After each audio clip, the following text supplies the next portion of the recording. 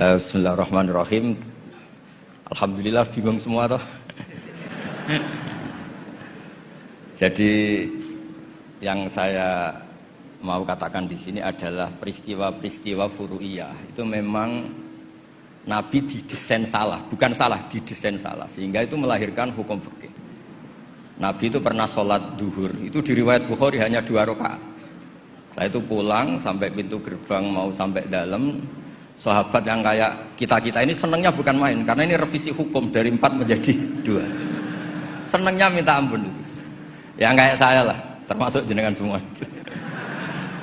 Terus kemudian sahabat yang akabiru sahabat karena beretika gak berani negur, gak berani tanya. Tapi ada sahabat namanya Dzulyaden. Maksudnya menjelaskan dikatakan Pak Quraisy, yang dilakukan Nabi pun ada yang tidak dari wahyu, dan itu bisa dengan arti desain Allah salah untuk syariat. Akhirnya Nabi ditegur sama Dzulyaden, aku siroti sholatu amnasita ya Rasulullah. Apa ini sholat sekarang jadi 2, apa memang kau lupa? Nabi masih menjawab, kullu dzalika lam yakun, itu semua agak terjadi. Nabi kembali tanya semua sahabat, ahakkun maqalahu Dzulyaden, apa benar yang dikatakan Dzulyaden? Semuanya bilang benar, tadi engkau sholat hanya 2 rakaat. Terus Nabi takbir lagi menambahkan 2 rakaat. Makanya terkenal di kalangan ahli tafsir, Nabi ngendikan, ma kuntu ansa walakin unassa li as-sunnah. Saya ini tidak pernah lupa, tapi didesain Allah lupa supaya orang tahu kalau sholat lupa itu kayak apa. Alhamdulillah kita sering lupa, jadi ya. Kedua itu peristiwa Nabi itu mau sholat, sudah mau takbir, sudah di mihrab. Kata Nabi, makanakum, kamu diam di sini aja. Nabi pulang, setelah kembali ke masjid atau musola, yakturu ra'suhu ma'an, kelihatan habis mandi junub. Terus kata Nabi, oh ya tadi saya lupa belum mandi junub, makanya pulang terus mandi. Kata banyak kiai itu, kalau kita tidak akan Gus lupa itu. Ya lupa itu, maksudnya lupa mandinya apa lupa junubnya tidak tahu. Kata kiai yang bela Nabi, itu menunjukkan Nabi itu mesra. Mau sholat saja masih dapat jatah. Nah kalau kiai kan tidak mesra, makanya tidak kalami itu. Tapi intinya Nabi itu manusiawi sekali, dia pernah lupa. Pernah lupa sudah di itu. Kalau yang melakukan Pak Rektor mesti mikir apa ya mati gitu. Pak Rektor sholat zuhur 2 rakaat pasti mikir apa toh nanti lali kan gitu. Sebetulnya itu meraktekkan sunnah Rasul tadi benar.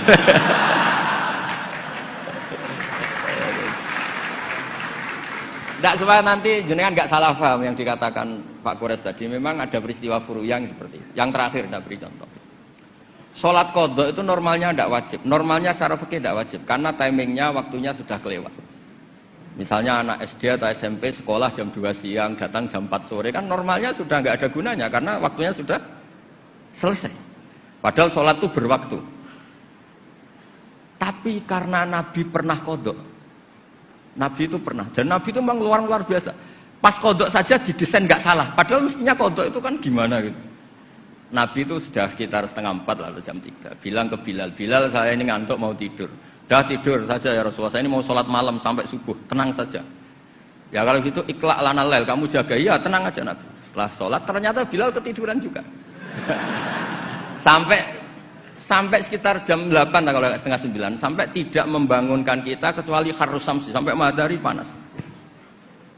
Terus Nabi tanya, Bilal gimana janji kamu? Katanya Bilal enak. Saya juga ngalami apa yang kau alami ya Rasulullah. Akhirnya terus Nabi nyuruh Bilal, nyuruh walhasil diadakan sholat jamaah. Nah berkahnya Nabi didesain lupa tadi diketahui kalau sholat qadha itu wajib.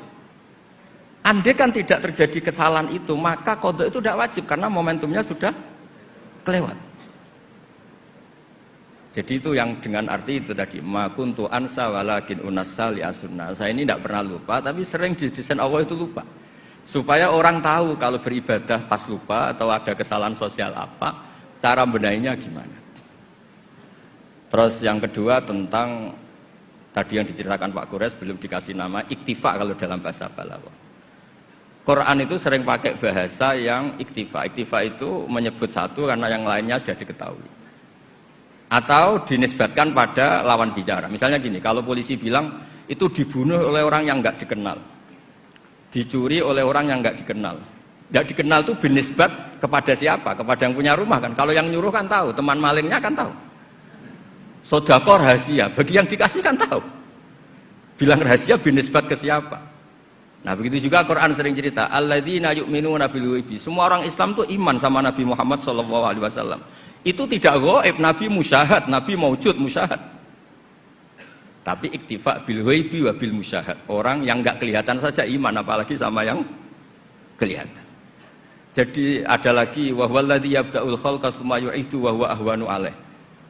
Kalian semua tahu kan langit bumi yang menciptakan saya, maka setelah hancur saya juga menciptakan lagi. Dan itu lebih mudah kata Allah. Karena logika manusia adalah mengembalikan materi yang sudah ada lebih mudah ketimbang membuat dari awal. Jadi ada beberapa bahasa yang binisbat lil mukhatab. Sehingga bahasa Quran itu sering pakai misalnya nyun sewu wajadaha taghrub, matahari kamu lihat tenggelam. Allah tidak pernah cerita faidan asyamsu gharibah, matahari tenggelam. Enggak mungkin matahari yang al-jirmul akbar, fisik yang lebih besar tenggelam di bumi yang lebih kecil, enggak ada. Tapi fi nazaril aini, menurut pandangan mata, matahari sekarang sudah tenggelam di gunung itu. Wajadaha taghrub. Nah, di ayat-ayat seperti ini Quran sangat fasih sekali, misalnya ngendikan wa tarol jibala tahsabuha jamidata wa hiya tamurru marras sahab. Wajadaha taghrub. Jadi kita mengatakan matahari tenggelam itu binisbat dengan ukuran mata kita melihat matahari tenggelam. Tapi hakikatnya tidak mungkin matahari yang lebih besar ketimbang bumi kemudian tenggelam di bumi. Nah, makanya aturan-aturan tafsir yang dikatakan Pak Quraisy itu pilihannya dua. Kamu pura-pura nggak tahu saja sehingga GR jadi ahli tafsir. Atau ahli tafsir tugas karena UI butuh pusat studi tafsir terus ada yang daftar terus masuk gitu saja. Itu nggak ada ukurannya. Ukurannya pokoknya kroninya rektor masuk gitu. Kalau ukurannya dites ya mungkin yang lulus saya tok itu. Kalau dites itu yang lulus saya tok. Ya ini guyon tapi betulan katanya. Jadi apa ya gitu. Jadi memang yang tadi yang dikatakan Pak Quraisy memang benar bahwa banyak lafadz ta yang lil wahdah bukan lil jinsi. Memang Baqarah itu lil wahdah bukan lil jinsi. Dan memang di beberapa tafsir termasuk tafsir di Kemenak itu juga masih diberi kata betina. Itu satu-satunya kita bela itu nyari tafsir-tafsir yang kebetulan sejenis. Ada riwayat mengatakan itu unsan, ngintipnya kapan? Tapi memang di bahasa Arab tuh gitu ya. Makanya Abu Hanifah dulu pernah dibully, ditanya, apa Namlatu Sulaiman? Beliau zaman itu mungkin belum ila darujatil mustahid, jawab perempuan. Alasannya qalat namlatun.